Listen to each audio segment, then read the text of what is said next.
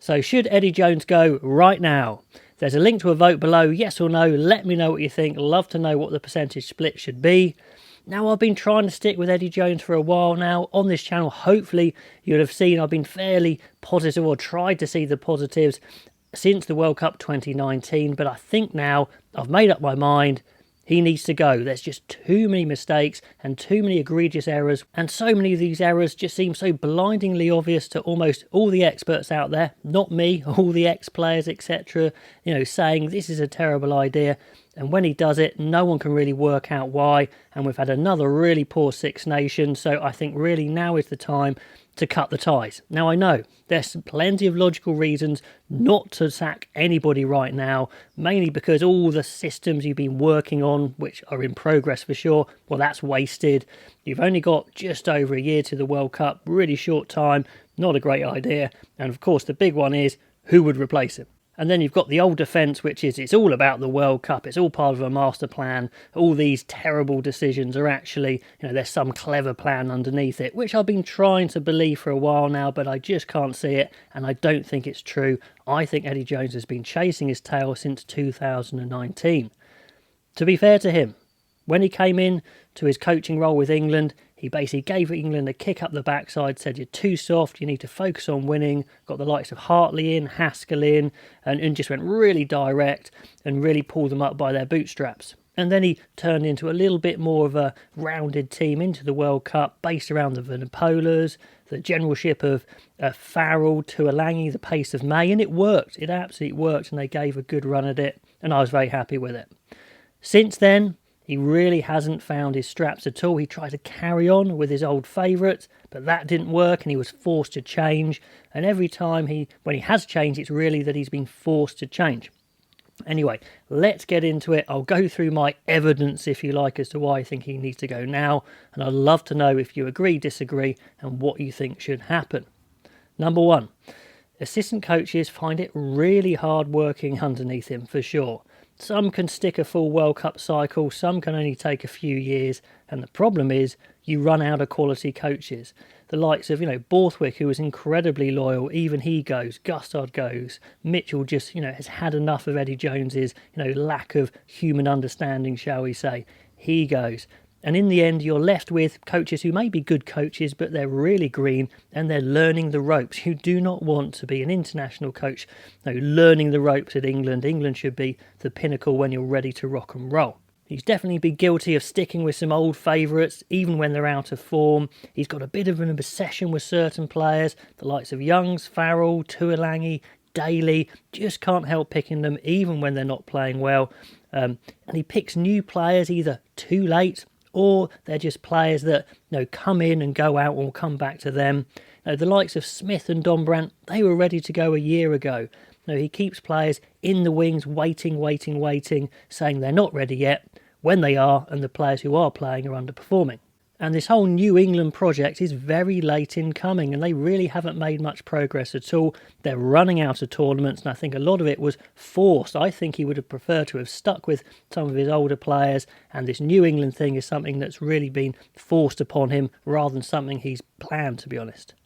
Now, the main issue is his selection. As part of a head coach of any international side, especially when you've got a lot of players, selection is the big thing. In this Six Nations and before, we've had so many random picks.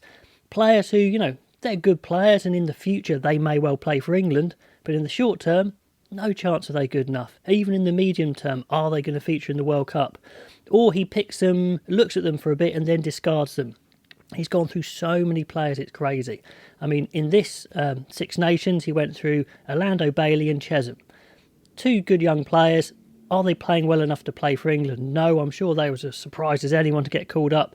And surprise, we'll probably not see them again. Chesham, came onto the bench. He's a good player, but he's not ready. A bizarre pick. We saw the same with George Martin. Do you remember Ali Crossdale? I mean, just a bizarre pick from left wing. Haven't seen him again. And he was in far too early. Not his fault, of course. Jack Maunder ages ago we saw. Moon the second row. Just, strange picks that, come in, then go out. If he thinks they're good enough, give them a couple of games. In the World Cup, he picked Willi Heinz and then kept picking him. Was he really the second best scrum half in England. I mean, just crazy stuff. Has a look at players like a Dogwoo, then doesn't play them. He's been through so many players. It's crazy. Some picks were just never going to be good enough anyway. So just bizarre thinking in his head. I'm not sure what he was doing. Sometimes it looks like he's picking for some random coach 5 years in the future. Don't know what's going on. In this Six Nations, again, some terrible selections. I mean, simply terrible. I haven't heard a single expert saying, yeah, I think that's a good selection. Certainly not before. Occasionally afterwards, experts will go, oh, I can see how that could work, but no one's picking them before. So either Eddie Jones knows something that no one else does, or he's getting it wrong. And I think it's the latter.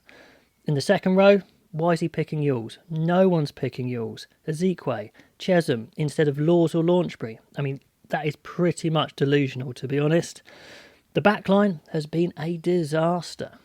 Youngs, I mean, so many caps, has been a good player for England, but I think he's as surprised as anyone that he keeps getting picked because he is so slow. It is absolutely painful. Eddie Jones's obsession with Youngs is bizarre. He's just been underperforming so much, and if you were to rank him on the scrum halves in the Six Nations, he would be pretty much at the bottom, and how are you going to win like that?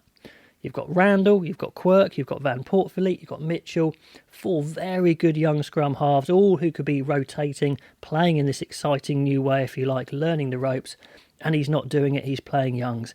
Pretty awful, to be honest. Other obsessions, Daly, just not quite good enough. Furbank, definitely not good enough. And there's no one saying that Furbank should play for England. I mean, he just can't believe his luck that Eddie Jones sees something that probably just isn't there.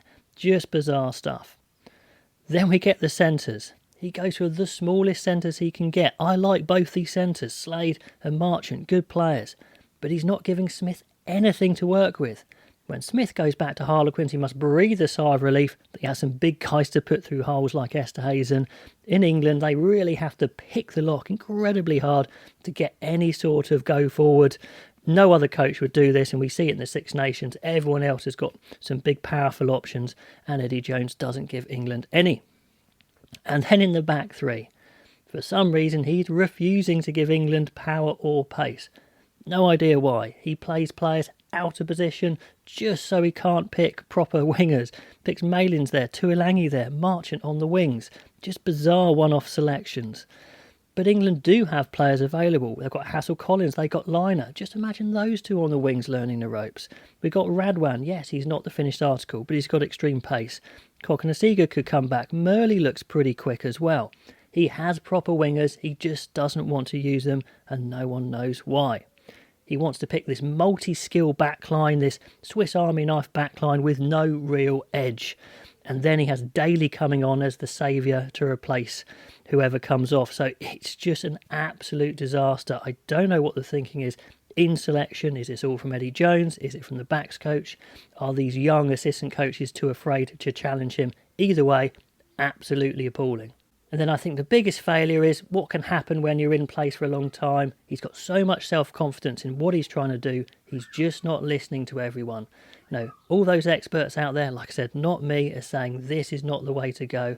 You're not picking correctly. And when he gets questions from the media, about why did you pick this player? Why did this go wrong? He just treats the media with disdain, like, how dare you question me? It really is belittling. I don't like it at all, and I've kind of had enough of it. Anyway, like I said, to be fair to Eddie Jones, he's had some good stuff with England. In that run-up to a 2019 World Cup, it went almost perfectly, had a bit of luck with certain players not getting injured, but he had a great build-up and a great run in that one. But since then, it's been slowly downhill, and this Six Nations has been such a disaster, I think. Eddie should go right now. Anyway, guys, hopefully you forgive me for that bit of a rant. I don't normally do that, but I think now justifies it. But I'd love to know if you think I'm jumping the gun and we should stick with him and it will all come right in the World Cup, or if we do need to cut the strings right now. Who do we get in? I don't know. Pop in the comments below who that might be. Anyway, copy and paste the link and vote yes or no, and I'll catch you next time.